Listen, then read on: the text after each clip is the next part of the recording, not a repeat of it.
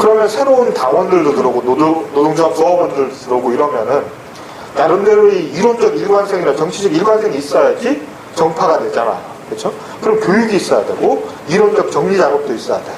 근데 막스가 그런 작업을 제대로 못했단 말이에요. 그게 현실화되지 않았기 때문에.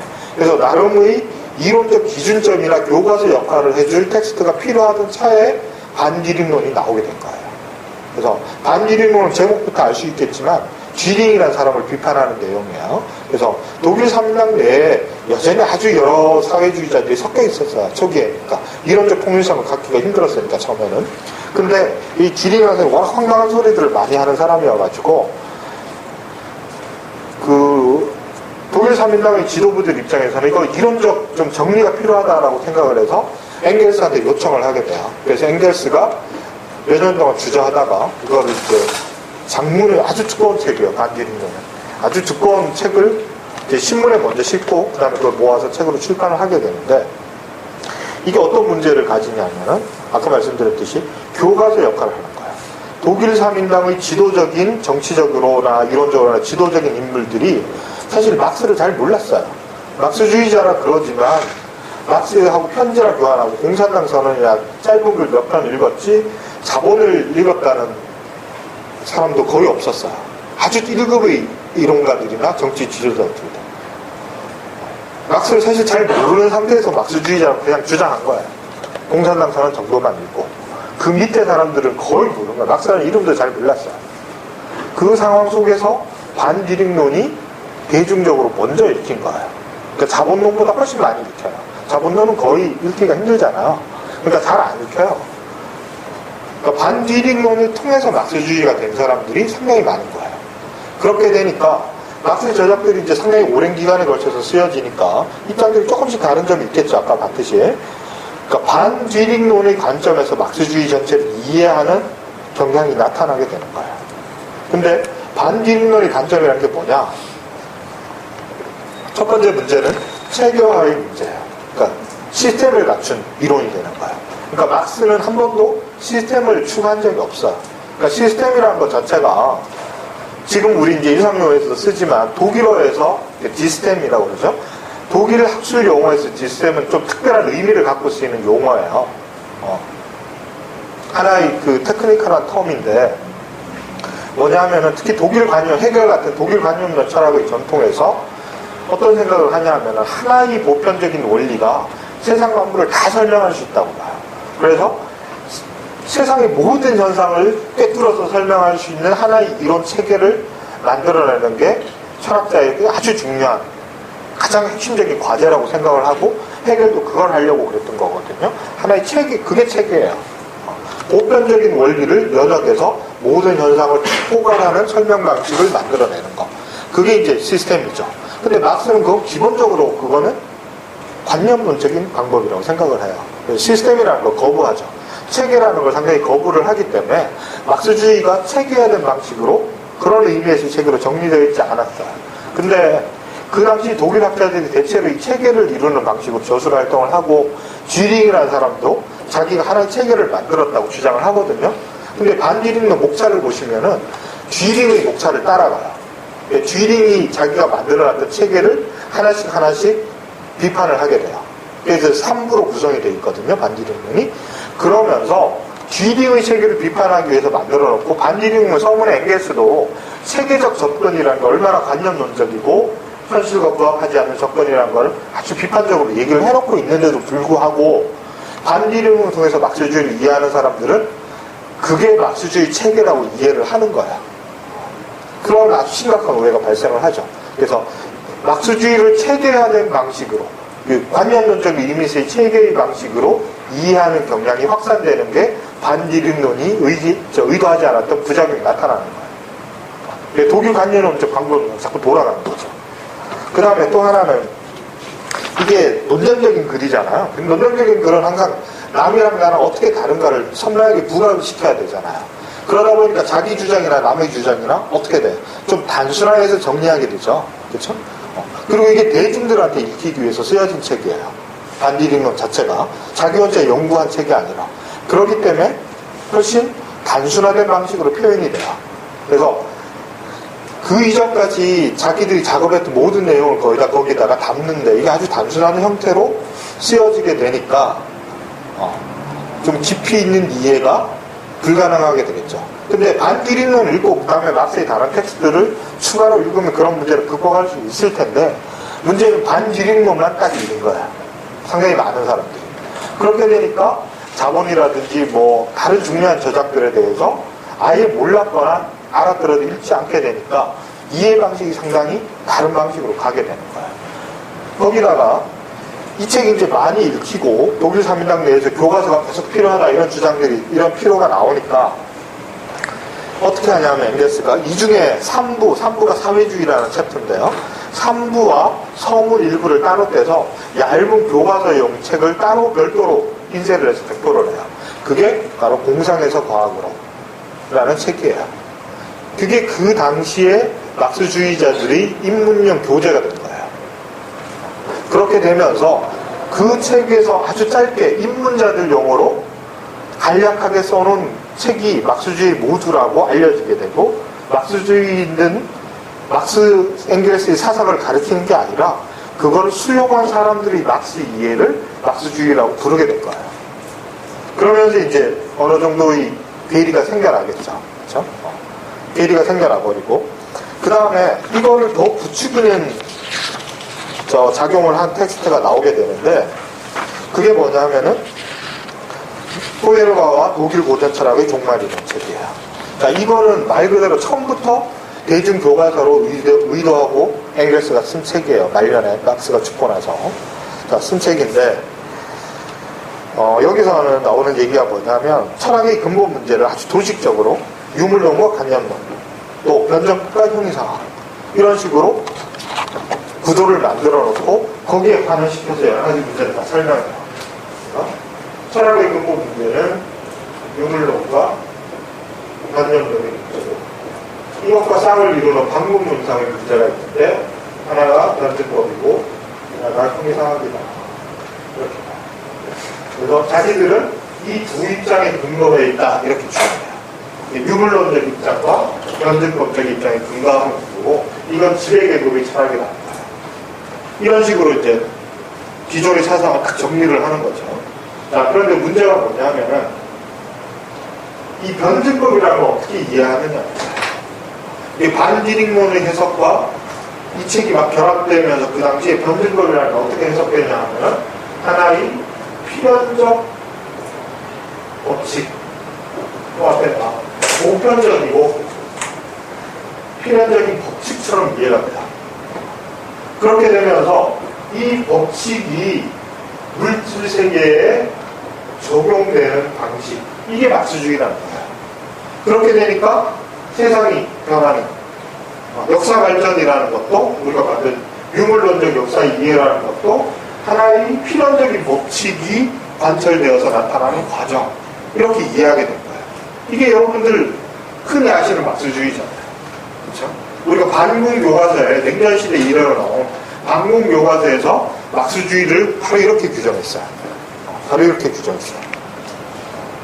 근데 그 원천이 된 게 포에르와 독일 고전 철학의 종말에 물론 그렇게 이렇게 단순하게 쓰여지는 않아요. 근데 이걸 아주 단순화해서 또 부정적으로 평가하는 사람들이 이렇게 정리를 하죠. 근데 이렇게 정리할 수 있는 빌미를 줘요, 실제로. 그렇게 해석할 충분히 해석할 수 있는 구절들이 나온단 말이에요. 근데 이거는 어쩔 수 없죠. 왜? 막스주의 정말 처음 듣는 사람들한테 설명해주는 입문서였기 때문에 이상 복잡하게 설명할 수 없었어요.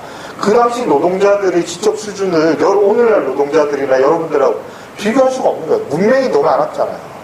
그런 사람들한테 이제 겨우 글 읽기 시작한 사람들한테 사람을 어떻게 설명해요? 그렇잖아요. 이런 식으로 설명을 못하는 거예요. 여기서 발전해 나가는 거죠. 이게 틀렸다고는 말할 수 없지만 이거를 모두 다라고 받아들이게 되면 오해가 발생하는 그런 차원의 문제였는데 문제는 여기서 이게 고착화가 된 거예요. 이런 이해 방식이 고착화된 거예요. 그래서 여러분 옛날 좀 저희 세대 변증법적 유물론 이런 말 들어보셨죠? 이걸 막스 앵겔스가 만든 말이 아니에요. 트레하노프라는 사람이 만든 말인데 변증법적 유물론과 습적 또는 이제 이건 일본가니까 역사 유물론. 이 두 개가 막스주의 양대 축이다 이렇게 됩니다. 그래서 변증법은 방법이잖아요. 그렇죠? 그러니까 변증법적 유물론이라는 건 세상을 움직이는 법칙이고 이 법칙이 역사에 적용되면 이게 역사 유물론이 되는 거예요. 그래서 역사의 5단계 발전 이론 이거는 인간이 어떤 의지를 가지더라도 벗어날 수 없는 그리고 어떤 사회에서도 똑같이 보편적으로 적용되는 강철처럼 튼튼한 법칙 이런 것처럼 받아들여지게 된 거예요. 근데 이런 식의 해석이 좀 널리 퍼지기 시작하다 이게 막스주의 공통된 교리처럼 돼버리는 거는 나중에 이제 스탈린 시대에 와서 물론 스탈린도 이렇게 단순하게 정리하진 않아요. 근데 이제 이거를 스탈린 시대쯤 오면은 냉전 시대가 되니까 이제 주로 이제 미국 CIA가 미국 정보부 같은 데서 공산주의에 대한 정리하는 책들을 막 쏟아내요. 그러면서 이런 식으로 다 정리를 해요.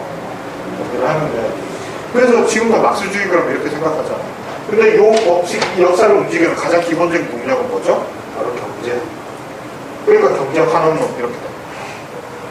그래서 사실 지금 좌파들, 우파들은 막스주의에 대한 오해가 상당히 많은데 특히 막스주의에서 비판하는 사람들을 보면 진보라고 하는 사람들도 막스주의를 잘 몰라요. 모르는 것까지는 좋은데 모르면서 아는 척하고 비판한단 말이야. 거기까지는 좋아. 모르는 것도 비판할 수 마음에 안 들어 비판할 수 있지. 거기까지는 좋은데 그 자기가 막스주의를 비판하는 논리가 어디서 나왔느냐를 모르고 비판해. 어디서 나와서 바로 CIA가 만들어서 유포시킨 책에 다 있던 거예요. 그 원형을 보시려면 이런 책이 있어요.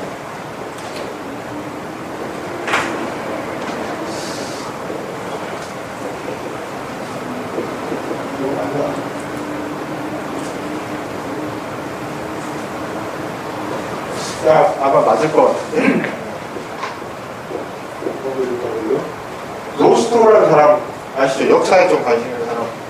냉전 시대 때 라틴 아메리카나 동아시아 세계를 만들어낸 사람이 실제로. 지금의 한국은 다 이 사람이 건설합니다. 이 사람이 발전주의라는 거 들어보셨어요? 발전주의? 개발독재란 말 들어보셨어요? 이 이론을 만든 사람이야. 이 이론을 만들어서 미국의 정책이 된 거야.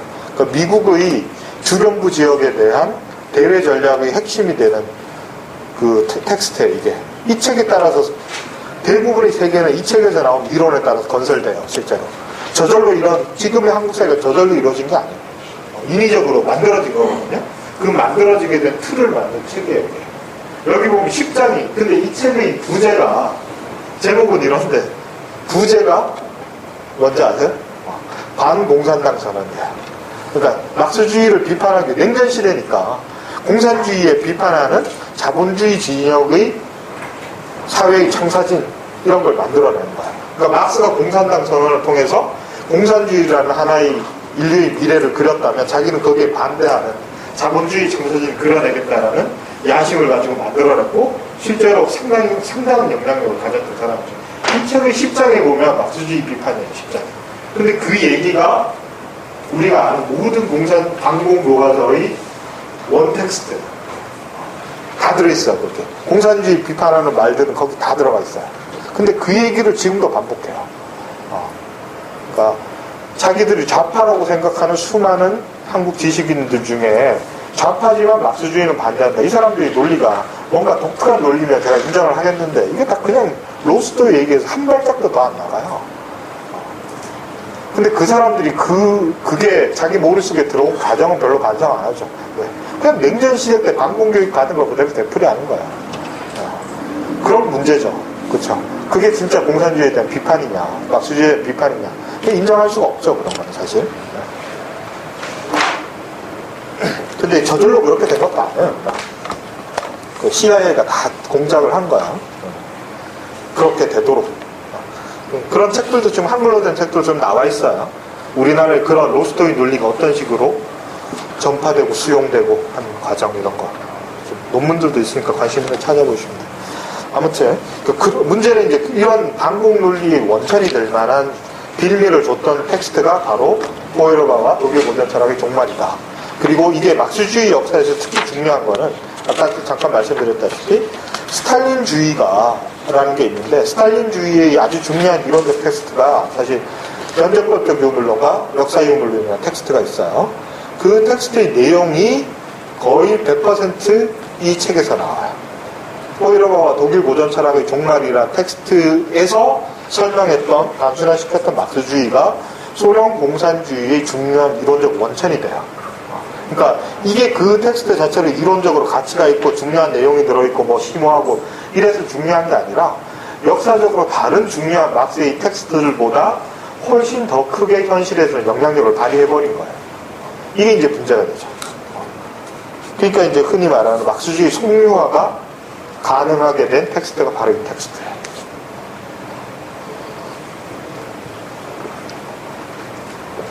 그 다음에 조금 부연 설명을 하자면 그 반디lum론부터 공상에서 과학으로 그리고 루드비히 포이러가 독일 고전 철학의 종말에 또 하나의 텍스트가 묶여지는데 그게 뭐냐 하면은 자연변증법이라는 엥겔스의 텍스트예요. 엥겔스가 자연과학의 실제로 관심이 되게 많았어요. 그래서 그 당시 유럽에서 제1급의 자연과학자 중에 한 명이에요. 상당히 해박한 사람이었는데 이 사람이 어떤 생각을 하냐면은 반디lum론에도 그런 얘기가 조금 나오는데 이런 거예요. 아까 역사인물론 얘기했잖아요. 변증법이 역사에 뭐 적용되고 이런 얘기 했잖아요. 거기까지는 막스주의에서 큰 문제가 안 돼요. 이걸 법칙으로 보느냐 아니냐가 문제가 될 뿐이지. 문제는 변증법이라는 걸 하나의 법칙으로 본다. 그 다음에 더 문제가 되는 거예요. 이 변증법이 어디에 적용될 수 있는 원칙이냐. 대체로 아까 역사라고 했잖아. 이게 보통 일반적인 얘기예요. 근데 거기다가 하나를 추가를 해요. 자연.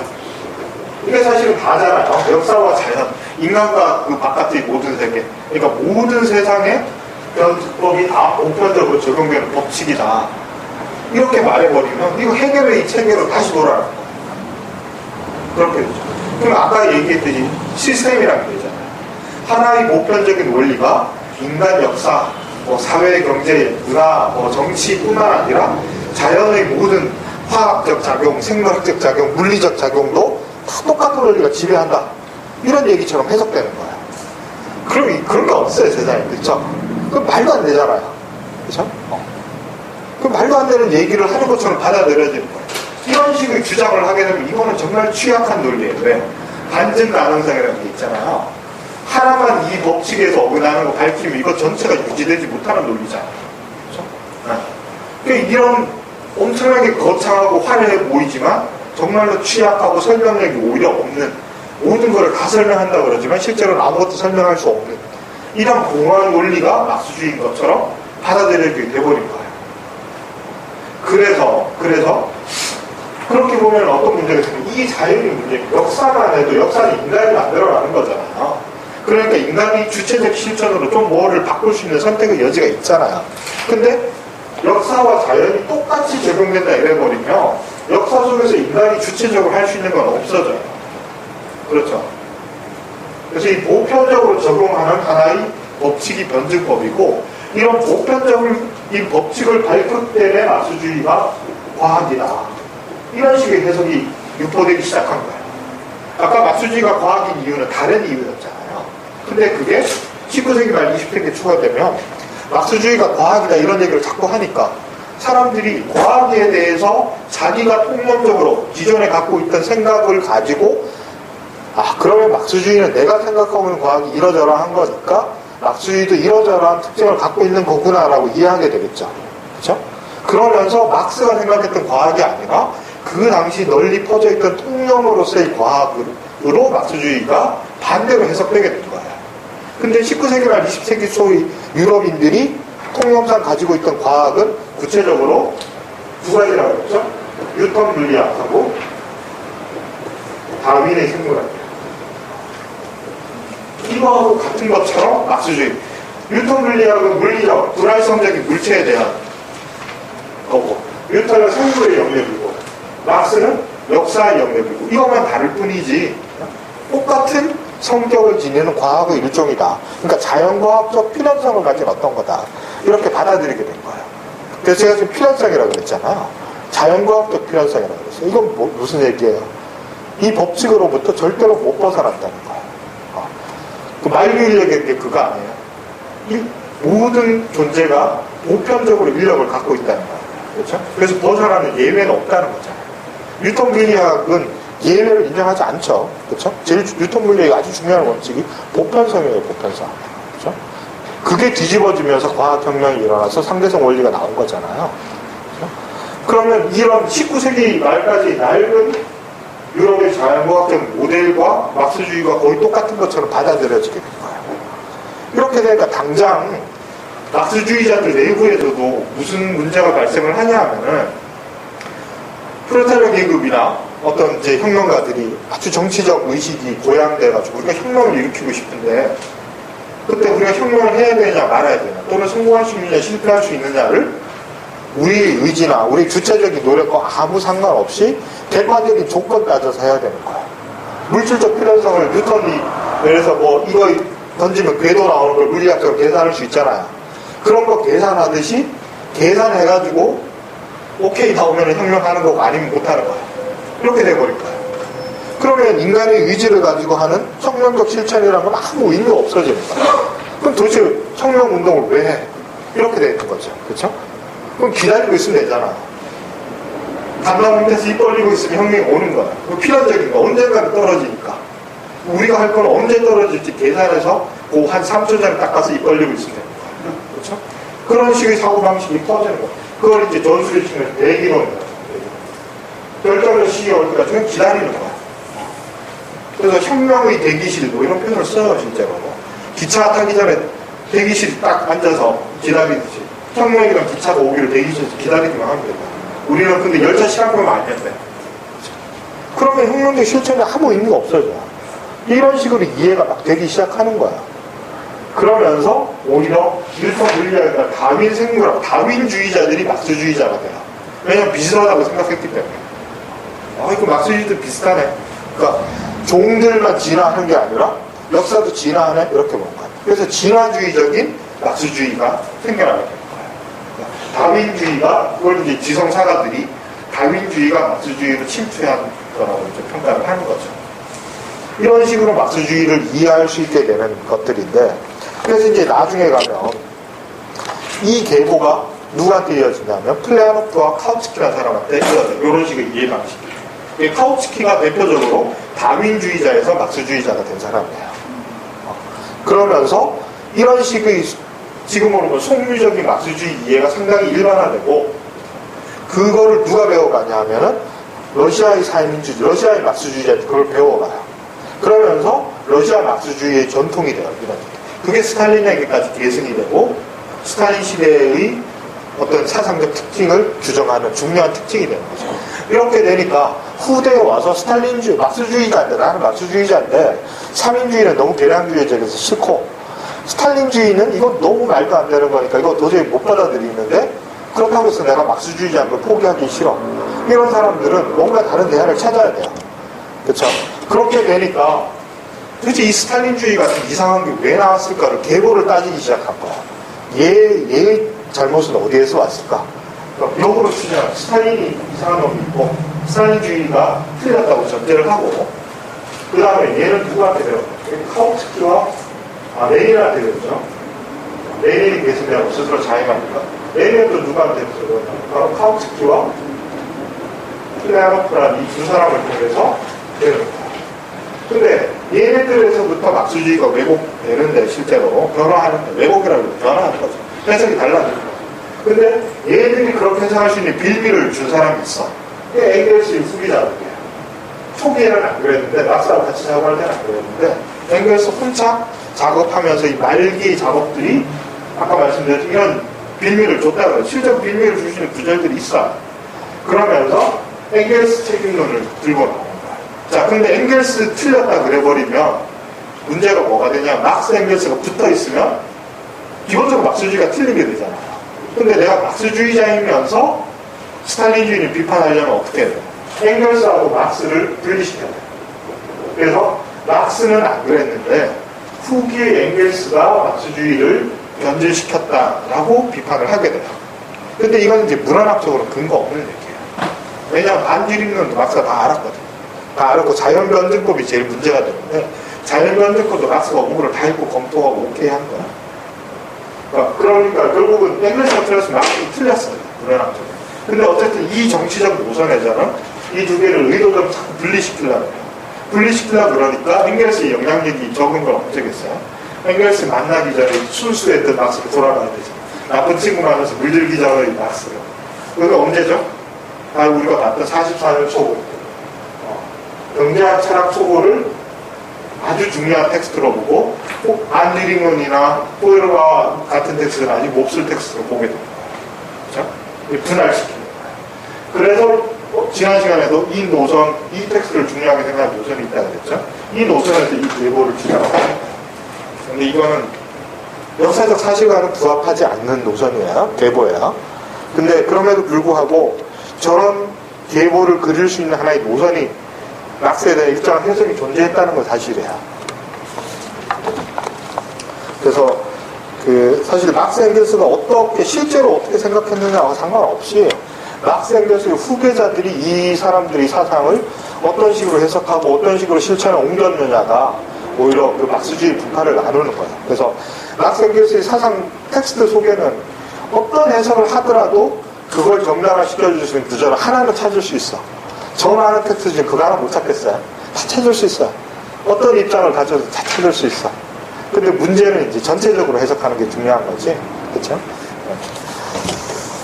자, 그래서 이런 엥겔스 사망 직전이나 직후에 이런 해석들이 나오게 되면서 이미 이때부터 갈등의 씨앗을 이론적으로 갖고 있는 거예요. 막스에 대한 해석이 다양하게 나눠진 씨앗을 갖고 있다가 이게 이제 정치적 갈등과 결합되면서 막스주의를 본격적으로 다양한 여러 분파로 분할시키기 시작하는 시점이 오는데 그게 바로 제2인터내셔널이에요.